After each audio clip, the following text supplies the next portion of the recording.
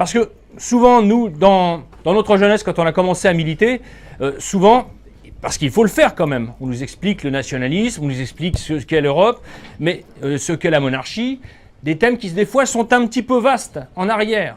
Mais par contre, le problème, c'est qu'on a laissé le champ libre à nos adversaires de gauche.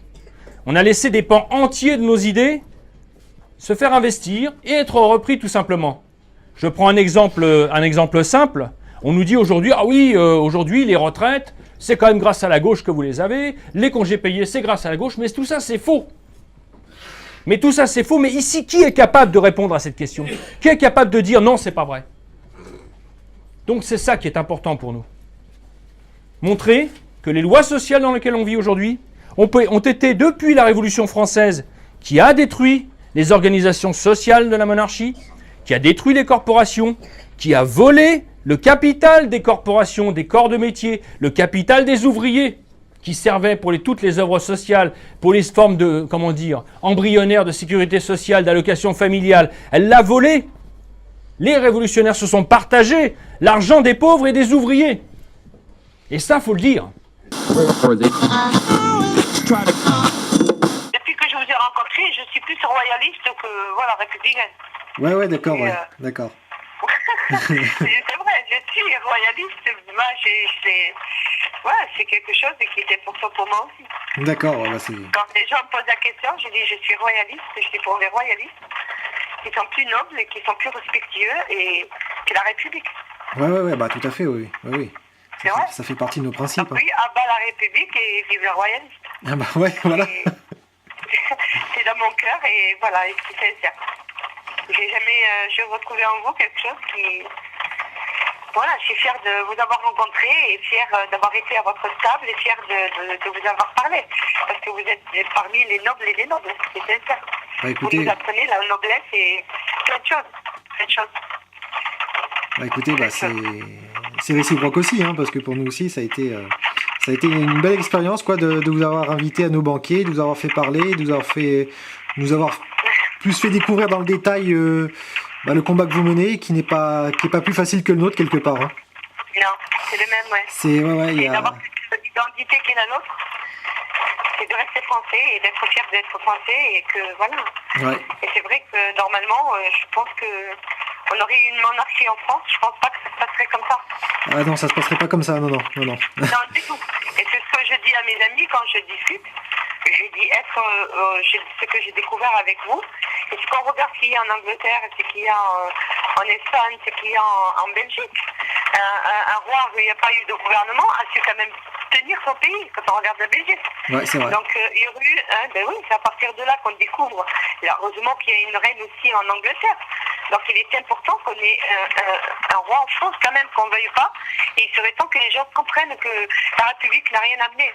S'il n'y a pas les royalistes, s'il n'y a pas un roi, il n'y a pas une monarchie qui protège sa nation et sa patrie, il est clair que nous allons nous enfoncer. Et donc c'est être avec vous et comme nous et de nous battre sur qu'on puisse avoir un pays, qu'on ait un roi derrière cette république. Elle doit être république, mais il faudrait qu'il y ait une monarchie, c'est clair. Ouais, c'est sûr.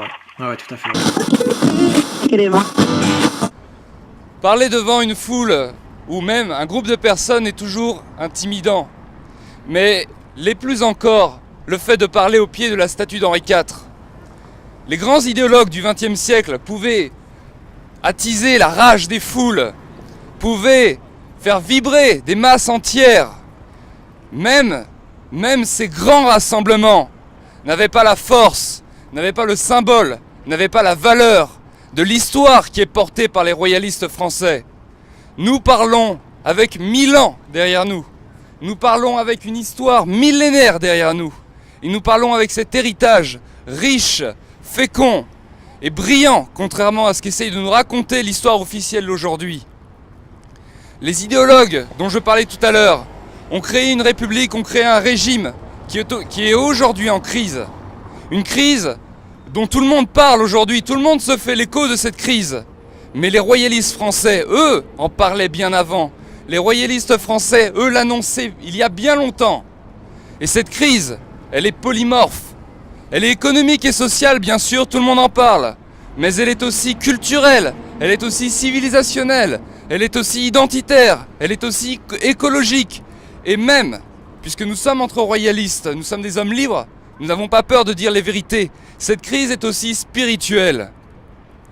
Et face à cette crise que la République ne sait pas juguler, cette crise que la République ne sait pas résorber, cette crise que la République ne sait pas résoudre, eh bien, face à cette crise, ce sont les royalistes qui doivent marteler les vérités essentielles pour la résoudre.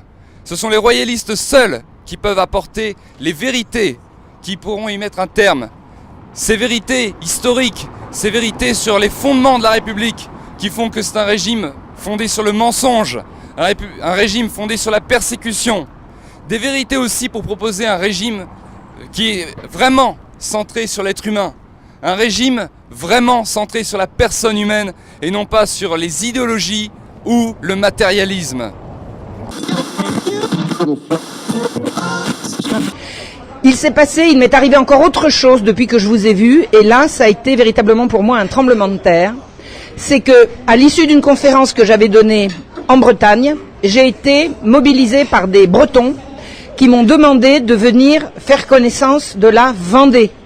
Je ne connaissais pas la Vendée, j'avais de l'histoire vendéenne une notion très vague qui commençait à prendre forme, dans ce sens que je me disais le soulèvement vendéen a été véritablement un soulèvement populaire contre un changement libéral dont il ne voulait pas, donc ça je commençais vraiment à en prendre conscience, mais j'ai pris conscience de quelque chose de totalement nouveau, c'est que la République dont nous nous réclamons est un régime génocidaire. Je ne le savais pas. Tous les gens à l'heure actuelle qui se réclament de la République et de la Convention sont des gens qui cautionnent un génocide. Le premier génocide de notre histoire. C'est la France républicaine qui a fait le premier d'une longue liste de génocides qui ont émaillé l'histoire épouvantable de l'Europe et de proches de l'Europe, puisque la Turquie ne faisant pas partie de l'Europe, j'englobe quand même le génocide arménien, dont paraît-il les jeunes Turcs, pour lequel les jeunes Turcs sont paraît-il beaucoup inspirés de la Révolution française. Ça, c'est quelque chose que j'ai entendu également. Donc, ce que je veux dire, c'est que la France des droits de l'homme, la France qui donne des leçons, a essentiellement donné des leçons de génocide. C'est un mot que je n'employais pas avant, parce que, simplement, j'avais pas mis le nez dedans. Et que, avant de savoir, je ne me contente pas de répéter ce que disent les uns et les autres.